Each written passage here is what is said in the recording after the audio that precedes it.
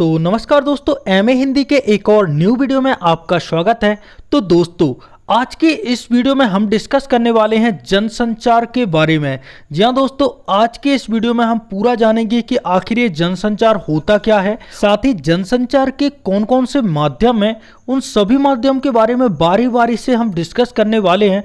तो दोस्तों, आज के इस वीडियो में आपका जो टॉपिक है ना जनसंचार, वो पूरा क्लियर हो जाने वाला है। तो दोस्तों, आइए वीडियो स्टार्ट करते हैं। सबसे पहले हम बात करते हैं जनसंचार की परिभाषा की। जब किसी यांत्रिक प्रणाली के माध्यम से किसी संदेश को कई गुना बढ़ाकर उस संदेश को एक बड़ी संख्या में लोगों तक पहुंचाया जाता है, तो उसे मीडिया या जनसंचार कहते हैं। जी हाँ दोस्तों, यदि कोई यांत्रिक प्रणाली होगी, यांत्रिक प्रणाली से मतलब टीवी, रेडियो, मोबाइल इत्यादि, तो इस प्रणाली के माध्यम से किसी संदेश को कई गुना बढ़ाकर, यानी कि संदेश तो एक है लेकिन उसे कई, उसकी प्रतिलिपियां करके उसे कई गुना बढ़ाकर उस संदेश को बहुत ही ज़्यादा लोगों तक, एक बड़ी संख्या में लोगों तक पहुंचाया जाता है। तो इस काम को मीडिया या जनसंचार नाम दिया जाता है। तो दोस्तों, ये तो रही जनसंचार की परिभाषा। साथ ही दोस्तों, अब हम बात करते हैं जनसंचार के माध्यम के बारे में। तो दोस्तों, स्थूल रूप से जनसंचार के 3 माध्यम हैं, या जनसंचार के माध्यमों को 3 रूपों में बांटा जा सकता है। सर्वप्रथम है शब्द संचार माध्यम, दूसरा है श्रव्य संचार माध्यम और तीसरा है दृश्य संचार माध्यम। यदि हम बात करें शब्द संचार माध्यम की, तो शब्द संचार शब्द से आप क्या समझते हैं, यानी कि संचार को लिखकर किसी दूसरे व्यक्ति को संप्रेषित करना।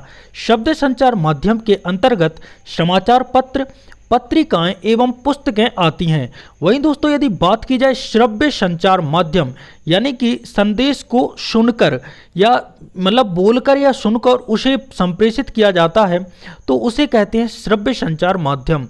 इसके अंतर्गत रेडियो, कैसेट, टेप रिकॉर्डर इत्यादि आते हैं। वहीं दोस्तों, हमारा तीसरा संचार माध्यम है दृश्य संचार माध्यम, और इस माध्यम के अंतर्गत या इस वर्ग में दूरदर्शन, वीडियो, फिल्में, कंप्यूटर इत्यादि आते हैं। वर्तमान समय में जनसंचार के तीसरे माध्यम यानी कि दृश्य संचार माध्यम का काफ़ी ज़्यादा उपयोग हो रहा है। तो दोस्तों, अब हम बात करते हैं जनसंचार के अन्य माध्यमों के बारे में। तो दोस्तों, अन्य माध्यम जो कि इन्हीं के अंतर्गत हैं।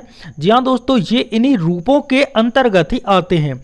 सर्वप्रथम है प्रिंट मीडिया, और इसके बाद है दूसरा जो अन्य माध्यम है वो है इलेक्ट्रॉनिक मीडिया। प्रिंट मीडिया यानी कि किसी भी संचार को प्रिंट करके उसे संप्रेषित करना, और इलेक्ट्रॉनिक मीडिया के अंतर्गत इलेक्ट्रॉनों द्वारा संदेश या मैसेज को दूसरे व्यक्ति तक या लोगों तक पहुंचाना इलेक्ट्रॉनिक मीडिया कहलाता है। अब दोस्तों, बात करते हैं प्रिंट मीडिया के बारे में।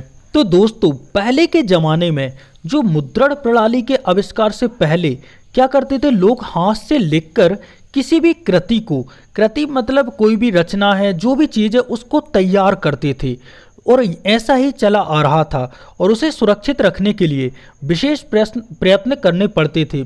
किसी दूसरी प्रति की यदि आवश्यकता पड़ती थी तो उस प्रति को अपन को फिर से लिखना पड़ता था, और जितनी प्रतियां उतनी ही बार उस कृति को लिखा जाता था।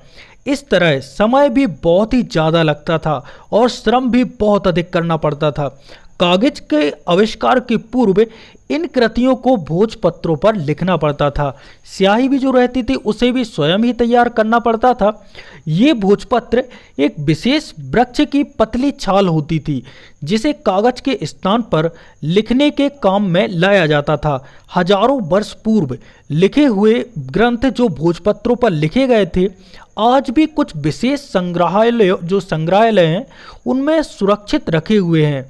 इतने वर्षों तक कागज को सुरक्षित रखना काफ़ी ज़्यादा इम्पॉसिबल है। कागज के आविष्कार के बाद मुद्रण की प्राचीन प्रणाली प्रचलित हुई।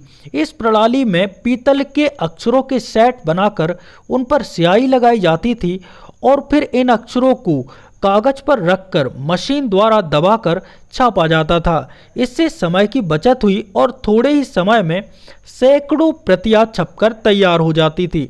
अब मुद्रण की प्रणाली में आश्चर्यजनक विकास हो जाने के कारण गुणात्मक परिवर्तन हो गया है। मुद्रण की इस सुविधा के कारण ऑफसेट फोटो कंपोजिंग और लेजर प्रिंटिंग ने मुद्रण के क्षेत्र में क्रांति ला दी है। छपाई की इस सुविधा के कारण समाचार पत्रों का प्रकाशन भी आसान कर दिया है। समाचार पत्रों ने लोगों के विचारों को मुखर बना दिया है, यानी कि लोगों के विचार मौखिक हो गए हैं। समाचार पत्रों में विभिन्न घटनाओं की विस्तृत रिपोर्ट को देखकर, यानी कि जो समाचार पत्र हैं उनमें घटनाओं की विस्तृत रिपोर्ट है, तो उन्हें देखकर उसके सामाजिक, आर्थिक, सांस्कृतिक और राजनीतिक पक्षों का भी विश्लेषण किया है। इससे समाज में एक नई जागृति आई है और ये समाचार पत्रों के कारण ही संभव हुआ है। यानी कि प्रिंट मीडिया काफ़ी ज़्यादा इम्पोर्टेंट हो गया है, जो कि समाचार जो पत्र है वो प्रिंट मीडिया के अंतर्गत ही आता है। तो दोस्तों अब बात करते हैं इलेक्ट्रॉनिक मीडिया के बारे में। तो दोस्तों radio, TV, satellite TV, cable TV, cassette आदि इलेक्ट्रॉनिक मीडिया के अंतर्गत ही आते हैं। यहाँ पर एक नाम मैंने छोड़ दिया है, वो है मोबाइल। जहाँ दोस्तों मोबाइल भी इलेक्ट्रॉनिक मीडिया के अंतर्गत आता है। ये सभी माध्यम संदेश को पल भर में, और संदेश एक नहीं है, देखो संदेश एक संदेश है, कोई भी संदेश है, ठीक है, और उसे अरबों खरबों लोगों तक पल भर में पूरे विश्व में पहुँचा देते हैं। दृश्य श्रव्य सचित्र होने के कारण, यानी कि दृश्य भी रहता है, यानी कि चित्र भी दिखाई देते हैं और सुनाई भी पड़ता है। तो ये दोनों सचित्र होने के कारण इसका प्रभाव भी अधिक होता है। प्रिंट मीडिया संदेश को कई वर्षों तक जीवित रख सकता है। जैसे कोई भी संदेश है, जैसे यूट्यूब पर किसी ने कोई संदेश दिया तो उस संदेश को कई वर्षों तक जीवित रखा जा सकता है, परंतु इनका संदेश कुछ ही पलों का होता है, विशेष रूप से रेडियो का। हालांकि रेडियो का संदेश कुछ पलों का होता है, लेकिन टीवी का जो संदेश है वो सचित्र होने से कुछ अधिक समय तक स्मृति में रह सकता है। और आजकल यूट्यूब वगैरह चल गया है, तो इसमें तो संदेश को आप कितने भी समय तक आप रख सकते हैं और स्मृति में, मतलब यदि आपको याद नहीं हो रहा है तो उसको बार बार आप देखेंगे ना तो अवश्य ही आपको याद हो जाएगा। तो दोस्तों इसी के साथ हमारा टॉपिक होता है कंप्लीट। आई होप दोस्तों आप लोग जनसंचार के बारे में बहुत कुछ जान गए होंगे। यदि दोस्तों आपको ये वीडियो हेल्पफुल लगा है तो प्लीज़ वीडियो को एक लाइक कर दीजिए, और यदि आप हमारे चैनल पर नए हैं तो प्लीज़ चैनल को भी सब्सक्राइब जरूर कर दीजिएगा।